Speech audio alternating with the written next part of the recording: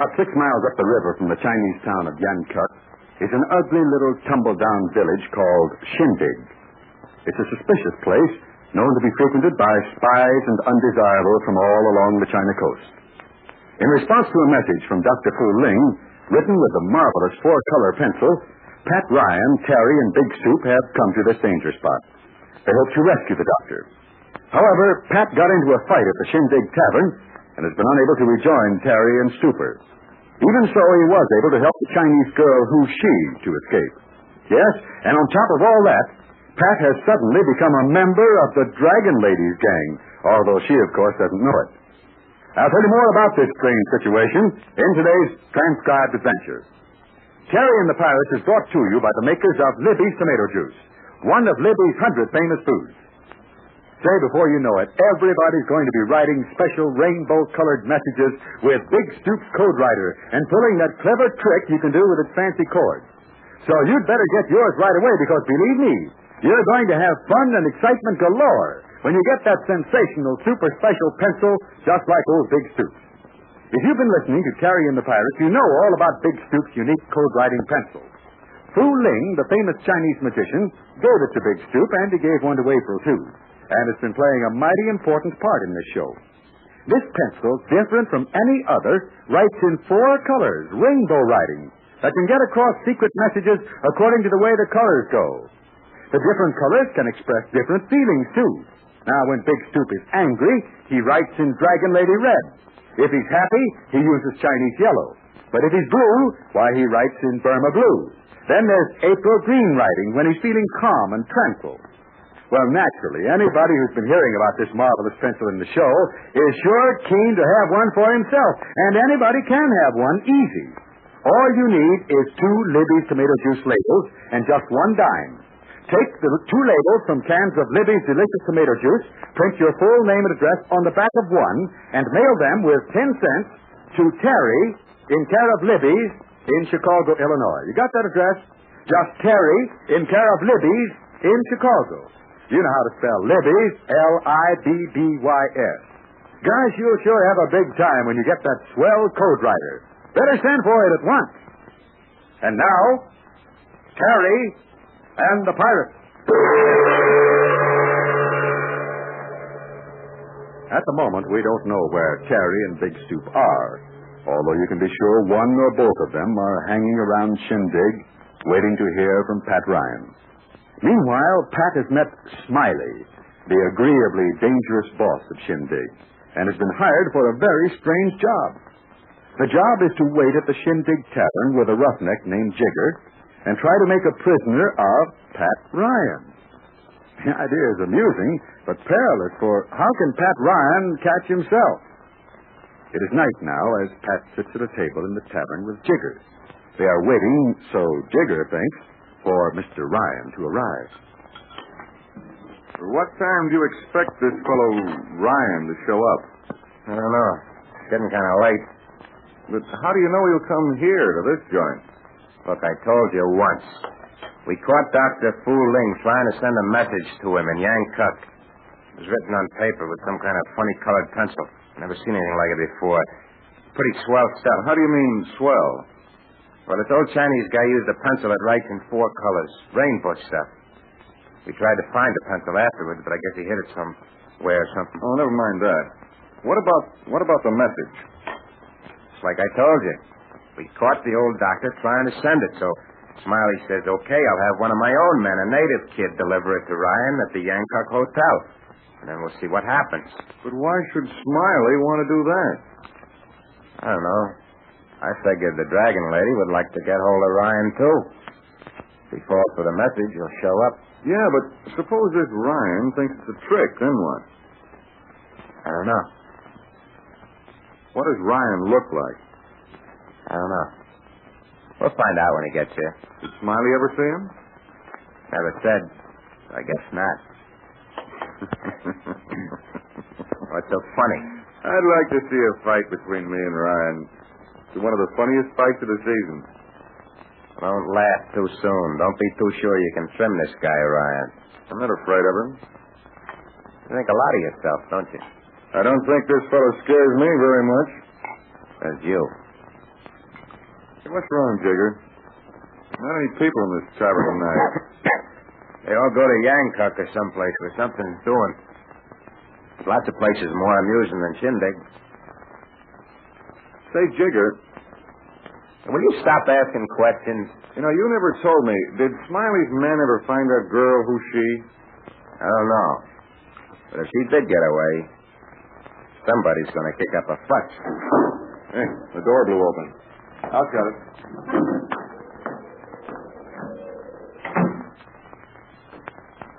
Maybe there'll be a storm tonight. Yeah. And this fella, Ryan, won't show up. Well, don't worry about it, pal. Hey, I'm getting thirsty. Hey, John, how about a cup of... He's out there in the kitchen. Wait here. I'll go out and tell him.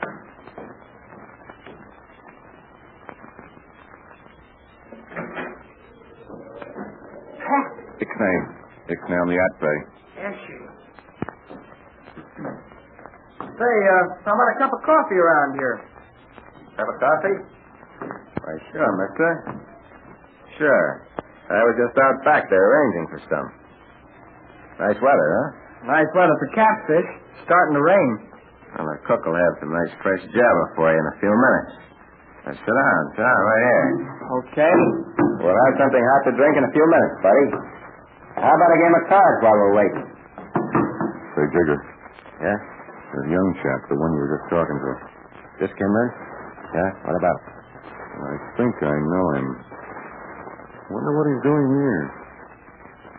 Why don't you go and talk to him? Do you think that could be Mr. Ryan? I thought you said you knew him. I've seen him in Yancock. If you wait here, I'll stroll over and have a little chin-chin with him, find out what he's doing here. Okay. Go ahead. Don't talk too much. Okay. Hello, fella. Remember me? Should I? I met you in Yancock, didn't I? Yeah, maybe you did. What's the idea of coming here, Terry? This is a bad spot. Watch yourself. I hung around outside the town all day. I had to find out if you were okay. Everything's just ducky. Listen, I'll have you meet this guy I'm with. He's a mug, but keep on your toes. What are you doing here, young fella? Just looking around. Why? I still haven't any line on Fu Ling. Have you? No, but I met the gal. Who's she? Sent her back to Yancock with big stoop. She said you were around here. Well, you come on over to the table. I want you to meet a friend of mine. Sure, why not? Jigger? Mind if I bring this lad to the table? Sit down. Stranger in these parts? What do you think? What line of business you in? Oh, I haven't decided. What's yours? Who's asking the questions around here, mister? We both are. You got business in Shindig? One never knows. Didn't your friend here tell you it's a dangerous thing to hang around where you wasn't known? Yeah, he did say something, but I didn't pay much attention. Well, he better tell you again. I'm going to take a little walk. Go on outside and see how the weather is. What's the hurry? Think it's too late for that other fellow to come along? It's getting kind of late. You stay here anyway and keep your eyes open. I'll be back. You wait here. Golly, Pat, with that fella talking to me, I was a nervous wreck. Hey, what's going on here? That's a long story. In the first place, I've been hired to hang around here and wait for a man. Can you guess who it is? I can guess we ought to get out of here, but go ahead. Who are you waiting for? I'm waiting for Pat Ryan. You mean you hired to wait here for yourself? I know it sounds crazy, but a lot of crazy things are happening these days, Terry. What does it all mean? Lucy told me how you helped her get away. Yeah. And then Smiley, the boss of this place, he works for the Dragon Lady. Well, he hired me because he thinks I'm a good fighter. Imagine. Yeah? Well, I know that Dr. Fu Ling is a prisoner somewhere in this village. Our job is to find him. If I can do that by pretending I'm willing to work for these crooks, that's okie doke with me. What do you want me to do, Pat? Well, there's nothing you can do right now. I've had a chance to look around. That's that fellow Jigger. He's been my shadow all day long. I don't like to leave you here alone, Pat. I'll be all right. Now, the thing for you to do is get back to Yancock and round a big stoop and slug a gun. We'll need him, I'm afraid. Okay. I'll get going. I've been looking for you. Oh. Hello, Smiley. Where you been all day? Haven't seen you. I've been kind of busy. Who's your friend? Oh, just a fella dropped in. What's up? I was a young cook on business. Surprising all the things you can learn in a few hours' time. That's so? Yeah. Funny thing, there was an entertainment at the hotel a couple of nights ago. Some fellow been taking some flashlight pictures in the hotel. Happened to see a couple of them. Figured maybe I could find out who a fellow by the name of Ryan looked like. That makes sense. Been looking through the cabin window at you and your new friend for the last 10 minutes. Put the hands up, Ryan. Let's not have any fuss. You too, young fella. There's no mistake this time. Pat Ryan and Terry Lee. All right, Smiley. You win. I'm sure I do. I must have been crazy last night to hire you when you were Ryan all the time. But it won't happen again. Hey, Digger, come on in here.